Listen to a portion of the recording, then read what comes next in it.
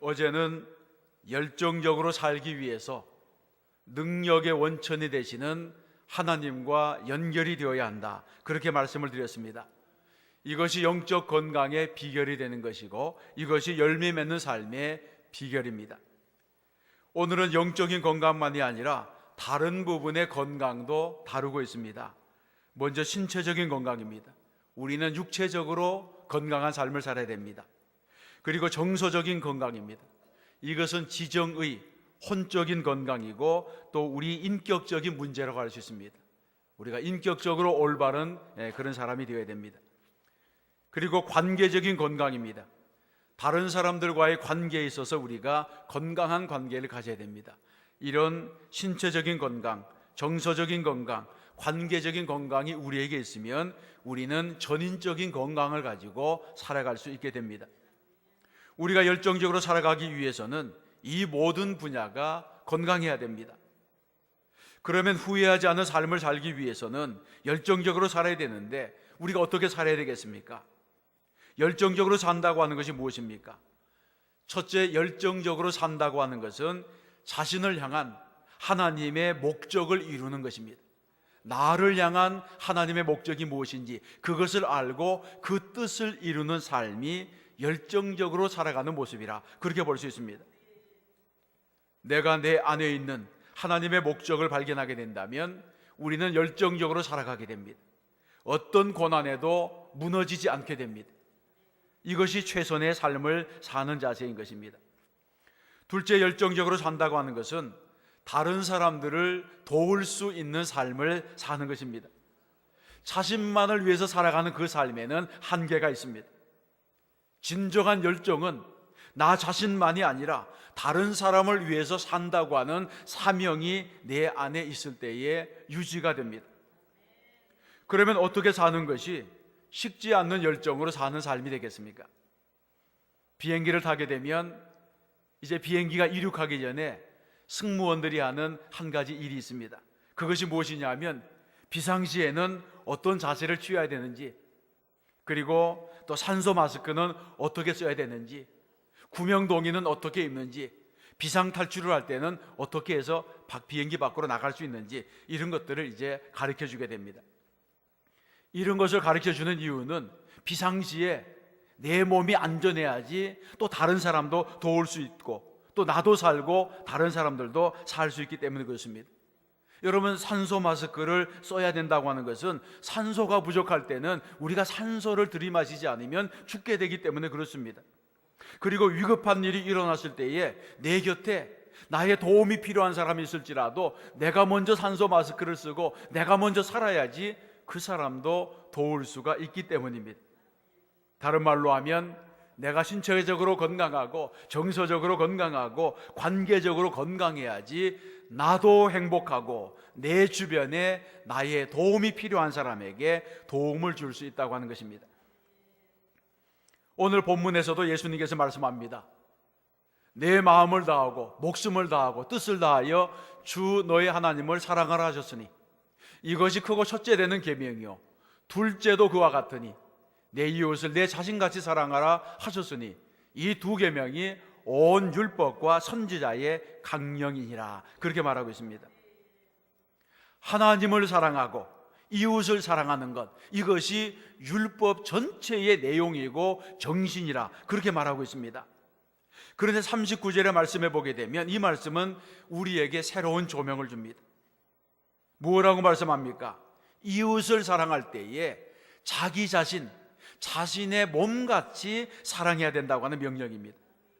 그러니까 이웃을 사랑하는 것을 그저 조금 도와주는 이런 수준이 아니라 내 몸을 사랑하는 그 수준에까지 이르도록 이웃 사랑을 해야 된다, 그렇게 말하고 있습니다.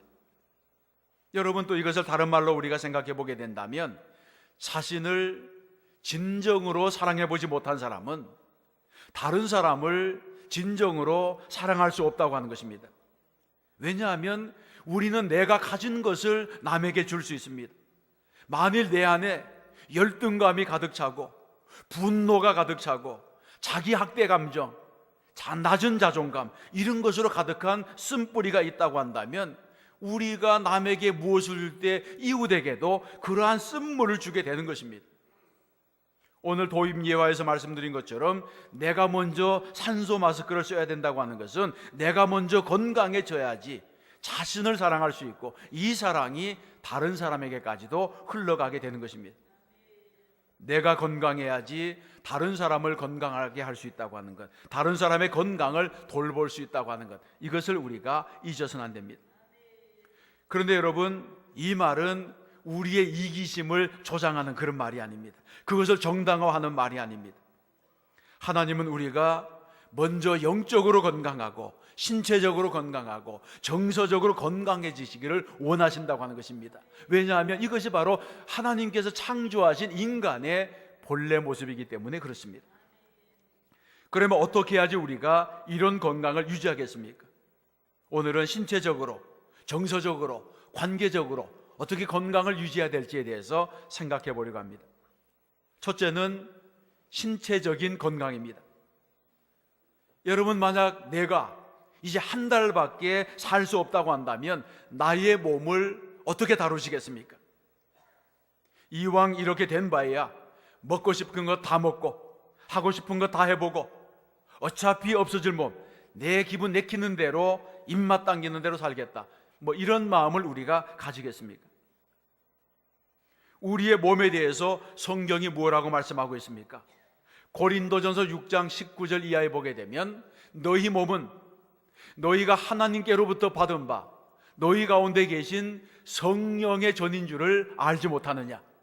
너희는 너희 자신의 것이 아니라 값으로 산 것이 되었으니 그런즉 너희 몸으로 하나님께 영광을 돌리라, 이렇게 말씀하고 있습니다.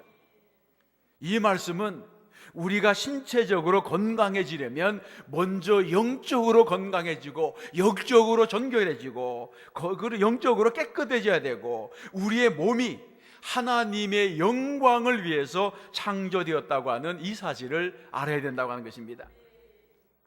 몸에 대한 성경의 입장은 단지 한 달밖에 남지 않은 사람을 어떻게 살 것인지 이 문제를 넘어서서 우리의 삶의 자세 그리고 우리의 인생의 태도까지 여기서 다루고 있는 것입니다. 여러분, 몸의 문제는 몸에서 끝나는 것이 아니라 영혼까지 영향을 미치는 것입니다. 그래서 건강한 몸을 만든다고 하는 것은 영적으로 하나님과의 관계성의 문제까지 연결되는 것입니다. 왜냐하면 우리의 몸은 하나님의 성령이 거하시는 하나님의 전이기 때문에 그렇습니다.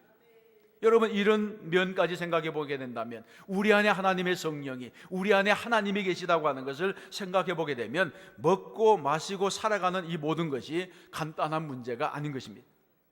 그래서 신체적인 건강은 영적인 건강과 무관하지 않다, 이것을 성경이 말씀하고 있습니다. 우리가 세상을 살아갈 때에 몸에 대한 잘못된 생각은 크게 두 가지가 있습니다. 첫 번째 잘못은 자기 몸을 성전같이 숭배하는 것입니다. 이것은 성전 안에 계신 분을 위한 것이 아니라 자기 몸인 성전인 자기 몸 자체를 숭배하는 이런 것입니다. 요즘 말로 하면 외모에 너무 지나치게 집착하는 그런 잘못들입니다. 어떤 사람은 건강을 위한 일이라면 모든 것을 제쳐놓고 그 일에 열중합니다. 매일 헬스장에 가서 종교에 가까운 열심으로 운동을 합니다. 어떤 분들은 자기 외모를 보기 좋게 고치려고 돈을 사용합니다. 그래서 요즘은 집집마다 부모를 닮지 않은 자식들이 많이 있는 것입니다. 여러분, 우리의 신체는 시간이 지나가면 변하게 됩니다. 그런데 나이가 들면 변할 수밖에 없는 몸, 늙을 수밖에 없는 외모에 우리가 과도하게 집착하게 되면 불안한 마음을 가질 수밖에 없습니다. 그래서 고치고 또 고치고 그렇게 하는 것입니다. 그러나 성경은 무엇이라고 말씀합니까?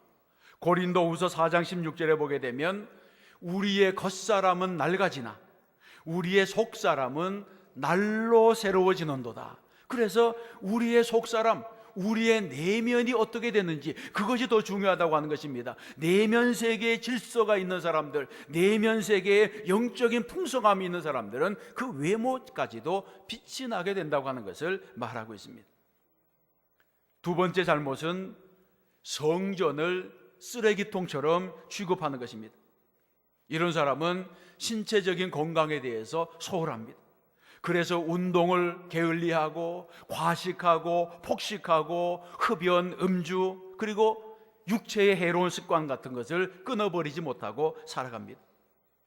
이런 사람도 역시 인생의 질과 가치를 떨어뜨리는 것입니다. 만일 하나님께서 오늘 우리 집에 오셔서 우리와 더불어 저녁 식사를 함께 하시게 되었다고 한다면 여러분은 어떻게 하시겠습니까? 여러분의 가정을 깨끗하게 청소하고 가장 아름답게 장식하고, 그리고 정말 좋은 음식을 준비해서 그 저녁에 주님과 더불어 만찬을 나누지 않겠습니까?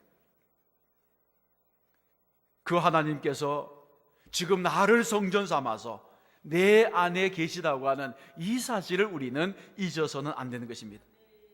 그러므로 우리는 우리의 몸을 건강하게 하고 깨끗하게 하고 정결하게 유지하도록 최선을 다해야 될 줄로 믿습니다. 내 몸은 나의 것이 아니라 우리 주님이 핏값으로 산 것이고 하나님의 성령이 거하시는 성전이 되었다고 하는 이 놀라운 사실을 기억하게 하되면 우리는 우리의 몸을 다르게 다루게 될 줄로 믿습니다. 둘째는 정신적인 건강입니다. 정서적인 건강입니다. 이 정서적인 측면은 감정의 문제라고 볼 수 있습니다. 많은 사람들이 세상을 살아가면서 자기 감정대로 움직입니다. 자기가 하고 싶으면 열심히 하다가 싫으면 그만둡니다. 교회에도 가고 싶을 때만 갑니다. 부부간에도 잘하고 싶을 때만 잘하고 감정이 상하면 다 때려치우는 것입니다. 그러나 성숙한 사람은 감정에 휘둘리지도 않으면서 자신의 감정을 인정하는 사람입니다. 더 나아가서 중요한 일에 영향을 주는 감정, 이 감정을 통제할 줄도 아는 사람입니다. 사실 우리의 감정은 수시로 변하기 때문에 감정이 변하더라도 나를 지탱해 줄 그 무엇이 필요한 것입니다. 여러분, 감정이 수시로 변하는데 이 수시로 변하는 감정 가운데서도 나를 지탱해 줄 수 있는 그것이 무엇이겠습니까? 그것은 하나님과 연결된 영적인 결합입니다. 마치 파도가 밀려왔을 때에도 닻이 있으면 안전한 배와 같이 우리의 인생도 하나님의 진리의 닻이 버티어 주어야지 우리가 흔들림이 없이 한 길을 가는 것입니다.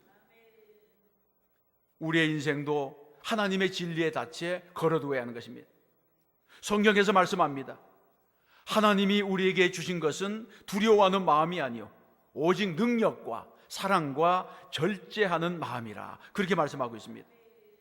우리가 창조주 하나님과 늘 대화하며 우리 하나님과 연결되어 있으면 하나님께서 우리가 필요한 능력도 주시고 우리가 필요한 통제력도 주시고 절제하는 마음도 우리에게 주실 줄로 믿습니다. 그런데 정서적으로 건강하다고 하는 것은 자기 감정을 잘 드러내지 않는 것을 말하는 것이 아닙니다. 우리는 본래부터 희노애락을 느끼는 감정적인 존재로 지어졌기 때문에 자신의 감정에 솔직할 필요가 있습니다. 그래서 여러분, 예수를 믿는 사람은 화를 내거나 슬퍼하거나 흥분하면 안 된다. 남자는 눈물을 흘리면 안 되고 나약해서 안 된다. 이런 가르침은 꼭 올바른 것은 아니라고 하는 것입니다. 성경에 보게 되면 예수님도 화를 내셨고 눈물을 흘리며 우셨고 웃으시고 또 우리처럼 모든 감정을 다 느끼셨습니다. 다만 모든 종류의 인간의 감정을 그대로 느끼셨지만 죄는 짓지 않으셨다는 것입니다. 희노애락의 감정이 예수님의 생각, 예수님의 행동, 다른 사람에 대한 이 반응을 지배하지 못하게 했습니다. 그래서 이 변화무쌍한 감정을 처리하는 비결이 우리 예수님의 삶 가운데 있는 것입니다. 여러분, 우리는 평소에 내가 어떤 감정에 약점이 있는지 이런 것을 생각해 봐야 됩니다. 혹시 나는 오해를 잘하는 사람이 아닌지, 감정의 기폭이 심하지 않은지, 쉽게 분노하지 않는지, 냄비처럼 빨리 달구어졌다가 빨리 식진 않는지. 그렇다면 이런 감정을 통제할 수 있도록 우리의 정신적인 건강, 정서적인 건강을 돌보아야 되는 것입니다. 무엇보다도 하나님과의 영적인 연결고리를 튼튼하게 해서 하나님께서 내게 주시는 내적인 평강, 하나님께서 나에게 주시는 영적인 자유함을 누려야 될 줄로 믿습니다. 이런 사람이 자기의 감정에 휘둘리지 않으면서 자기의 감정을 인정하면서도 건강하게 살 수 있는 것입니다. 셋째는 관계적인 건강입니다. 우리가 먼저 산소 마스크를 써야 하는 이유는 내가 먼저 숨을 쉬고 건강해져야지 다른 사람도 도울 수 있기 때문입니다. 하나님은 인간을 관계적인 존재로 만드셨기 때문에 우리는 다른 사람들과의 관계가 건강해야지 전인적인 건강을 유지할 수 있게 됩니다. 엄밀히 말하면 우리는 서로를 위해서 존재하는 것입니다. 하나님께서 우리를 구원해 주신 이유가 무엇이겠습니까? 하나님께서 우리를 구원하신 이유는 하나님께서 우리를 다른 사람보다 먼저 복음에 접촉하도록 하신 것은 믿지 아니하는 다른 사람들을 구원할 수 있도록, 그들이 구원받는 데 도움이 될 수 있도록 우리를 준비시켜 주신 것입니다. 이것이 사랑 가운데 가장 큰 사랑인 줄로 믿습니다. 누구도 세상을 떠나갈 때에 홀로 외로이 죽어가고 싶은 사람, 그런 사람은 없을 것입니다.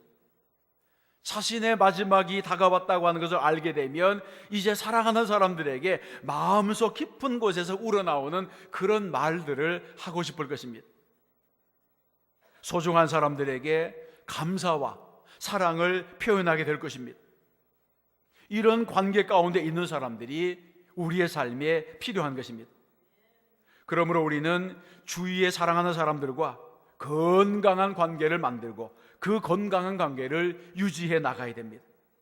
이것은 단지 죽을 때에 함께 있기 위해서가 아니라 이 땅을 살아가면서 보다 풍성한 삶을 살기 위한 것입니다.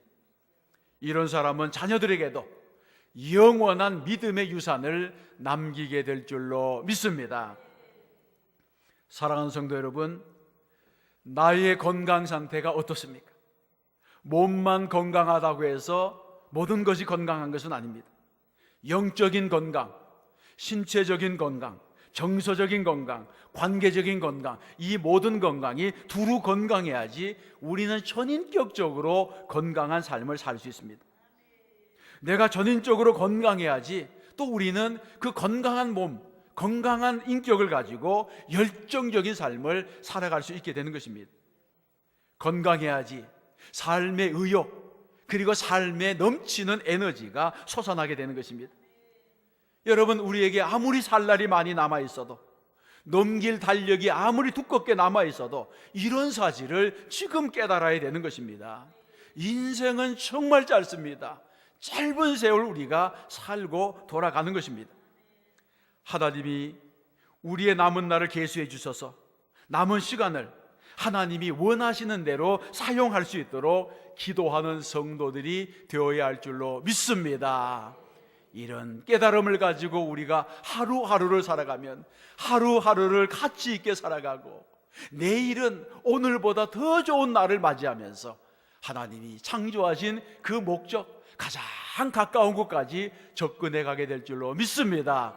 이런 삶을 살게 될 때에 우리 주님 우리를 보실 때에 착하고 충성된 종 이렇게 칭찬하시며 더 큰 은혜를 우리에게 베풀어 주실 줄로 믿습니다.